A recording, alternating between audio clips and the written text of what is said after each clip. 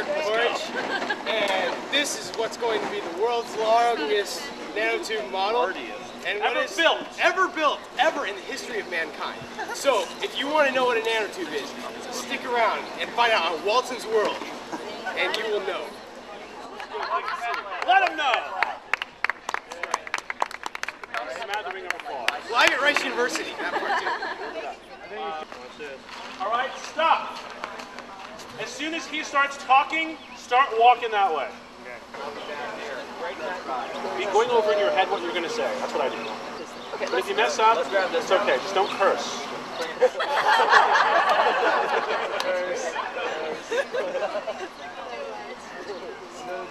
Stand by. As soon as he starts talking, start walking. He's going to start talking like 20 seconds or less. Our small mind at large is at Rice University with a group trying to break a world record.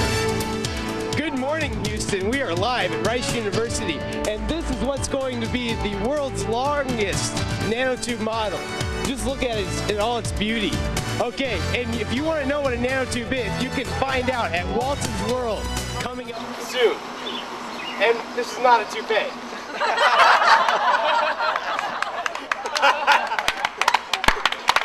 I've been here since 5:30. I'm building the world's largest nanotube. No. These are little plastic pieces that we've made, and we form these graphene sheets on the ground here, and then once we form one that's long enough, we can go ahead and roll it up into the tube. This will be the biggest nanotube that's ever been built, so we'll actually be able to apply for the Guinness Book of World Records as the biggest model of the nanotube, which probably the first and the biggest, but I don't see anybody trying to beat us.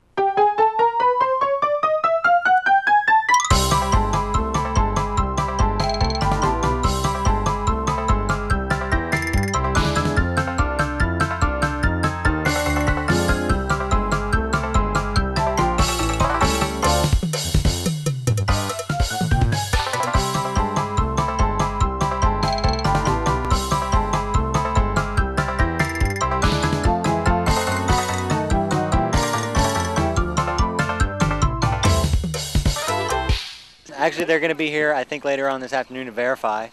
We've been keeping tabs and official records on how long it's actually going to be and how many parts that we've used, so it should be in the books. I want to welcome all of our Rice faculty, staff, students, our Rice Nano fans especially, community leaders, friends, media, and other distinguished persons. This is Small is Big at Rice, the world's largest nanotube model event. We will begin with a nanotube cheer. This is a university, we got to have some cheer, right? Okay, so this is extremely simple.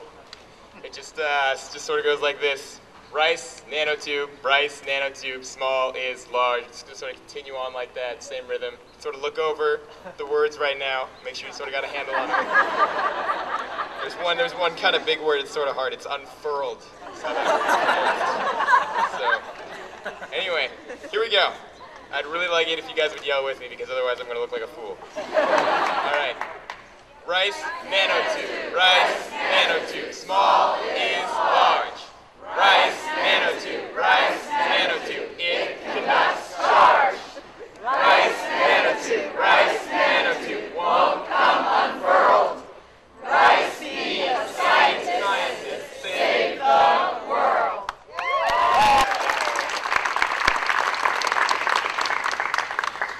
Okay, the next short speaker is Rick Smalley, the founder of the Center for Nanoscale Science and Technology some 12 years ago.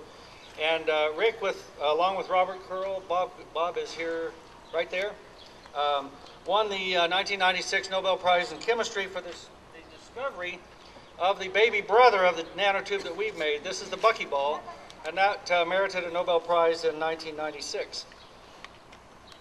So, with that, Rick.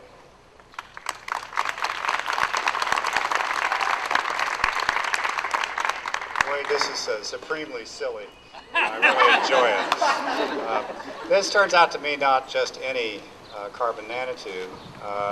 This is the tube that's the direct extension of the buckyball. If you cut it halfway in the middle and you start putting hexagons around it, you get a capsule. The first step along that road is C70, which Bob Curl and I and Harry Croto and Jim Heath and Sean O'Brien discovered in '85 here at Rice, just on the campus. That C70 is actually the first step along the Bucky Tube Road, of which this is now 1,100 and some odd feet along down the road. If this were the diameter of a true 5.5 Bucky tube, it would be a little bit less than a micron in length, and it's made down the street here in less than a tenth of a second. This one took, what, 8 hours to put together. The longest of these tubes was made so far is 5 centimeters long, made by Jay Liu, who was a postdoc with me and is now at Duke. It's a beautiful way of doing it. It grows 5 centimeters. He grows that in less than 20 minutes. If we built a tube that long, at this scale, it would stretch halfway around the Earth.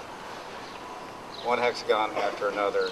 This ability of carbon to self-assemble in this structure in millions of atoms per second is the genius that carbon's always had since the beginning of the universe, and that Bob Curl and I and the rest of the crew were lucky enough to discover in '85.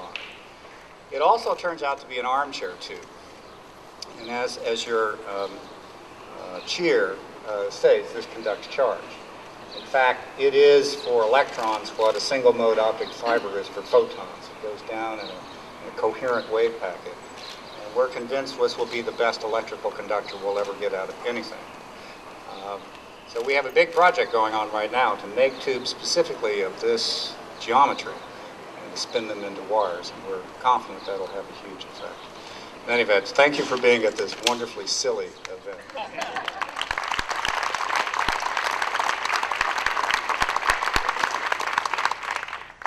Well, we are setting the Guinness World Record, and I'd like to introduce the two judges who have just measured the nanotube and are ready to sign the certificate for Guinness.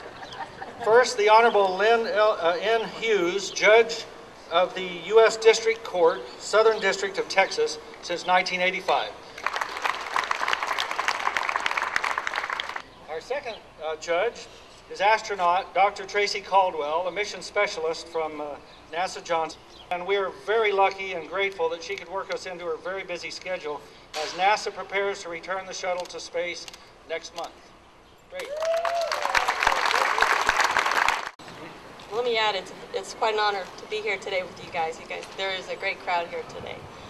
Your certificate says, we hereby certify that on April 22nd, 2005, the Center for Nanoscale Science and Technology at Rice University in Houston, Texas, did build a nanotube model containing 65,000 atoms measuring 360 meters long.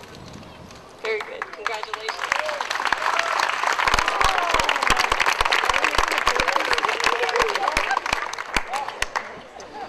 Okay, now we're going to have some fun with the nanotube. What we want you all to do is to basically spread yourselves along the nanotube, maybe about one person every 3 feet or so. We're then going to simulate the marvelous electrical conductivity of this tube. And we're going to do a very gentle wave to let these electrons propagate down the tube. So, thank you all for making this project a great success. Let's go get ready to pick up the nanotube. And a nanotube, as I understand it, is smaller than microscopic. It is nanoscopic, and it is a carbon molecule, right? A carbon molecule? And they plan to use it one day because, like, electrical wires transporting electricity lose a lot of energy during the transport, but if you use a nanotube, it is the most efficient form of electrical transport, is it not? Yes. Yes, it is. And this is a model that the kids here at Rice University are building. It's going to be 1,300 feet long by the time the day is over, and it will make it into the Guinness Book of World Records. Will it not? Yes, sir. Why? Why then build a nanotube model? Let's go to this kid for the answer. Why? Why not? Why not? That's the official answer here at Rice University. In any event, thank you for being at this wonderfully silly event.